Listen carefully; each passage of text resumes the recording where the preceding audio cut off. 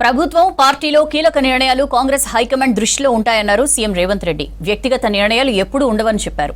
శాస్త్రీయంగా చేసిన కులగణన సర్వేతో ముస్లిం రిజర్వేషన్లకు శాశ్వత పరిష్కారం లభించిందని తెలిపారు. కేబినెట్ విస్తరణ కాంగ్రెస్ హైకమాండ్ చేతిలో ఉందన్నారు. పీసీసీ కార్యవర్గ కూర్పు కొలిక్కి వచ్చిందని 1-2 రోజుల్లో ప్రకటన ఉంటుందన్నారు సీఎం రేవంత్ రెడ్డి. మంత్రివర్గంలో ఎవరెవరు ఉండాలనే విషయంలో అధిష్టానానిదే నిర్ణయమన్నారు సీఎం రేవంత్ రెడ్డి. తాను ఎవరి పేరు ప్రస్తావించలేదని ఢిల్లీలో మీడియా చిట్చాట్లో చెప్పారు. ప్రతిపక్ష నేతల కేసుల విషయంలో చట్ట ప్రకారమే ముందుకు వెళ్తామన్నారు. ఎవరిని అర్జెంటుగా అరెస్ట్ చేయించి జైల్లో వేయాలనే ఆలోచన లేదని తెలిపారు. రాష్ట్రంలో ప్రభుత్వం పార్టీ తీసుకునే దాదాపు అన్ని కీలక నిర్ణయాలు అధిష్టానం దృష్టిలో ఉంటాయన్నారు రేవంత్ రెడ్డి. హైకమాండ్కు తెలియకుండా నిర్ణయాలు ఉంటాయని తెలియని వాళ్లు అనుకుంటే చేసేదేమీ లేదన్నారు. సమస్యలకు శాశ్వత పరిష్కారం దిశగా పనిచేస్తున్నామన్నారు సీఎం రేవంత్. ఎంతో జాగ్రత్తగా అన్ని అంశాలను పరిగణనలోకి తీసుకుని కులగణన చేశామని చెప్పారు. బీసీలు 5.5% పెరిగారని తెలిపారు. తాము చేసిన సర్వేతో ముస్లిం రిజర్వేషన్లకు శాశ్వత పరిష్కారం దక్కుతుందని భావిస్తున్నామన్నారు సీఎం.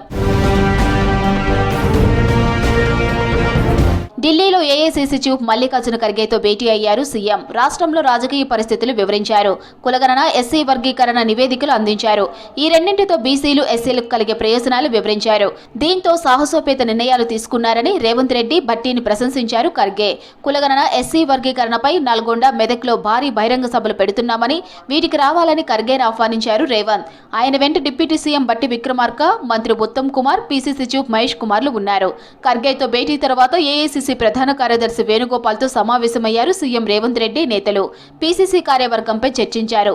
1-2 రోజుల్లో పీసీసీ కార్యవర్గంపై ప్రకటన ఉంటుందన్నారు సీఎం రేవంత్. సామాజిక న్యాయం ప్రకారం కొత్త పీసీసీ కార్యవర్గాన్ని ఏర్పాటు చేస్తున్నట్లు సమాచారం. పీసీసీకి 4 వర్కింగ్ ప్రెసిడెంట్లు నియమించున్నట్లు తెలుస్తోంది. పదవుల పంపిణీలో సామాజిక న్యాయం పాటించాలని కాంగ్రెస్ హైకమాండ్ భావిస్తుంది.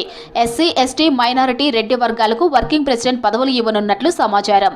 పీసీసీ కార్యవర్గంలో 15 నుంచి 20 మంది వరకు ఉపాధ్యక్షులు ఉంటారని సమాచారం. పీసీసీ కార్యవర్గంతో పాటు పార్టీ అనుబంధ సంఘాల అధ్యక్షులు, జిల్లా అధ్యక్షులపై కూడా అధిష్టానంతో సీఎం రేవంత్, ఇతర నేతలు చర్చించినట్టు తెలుస్తోంది.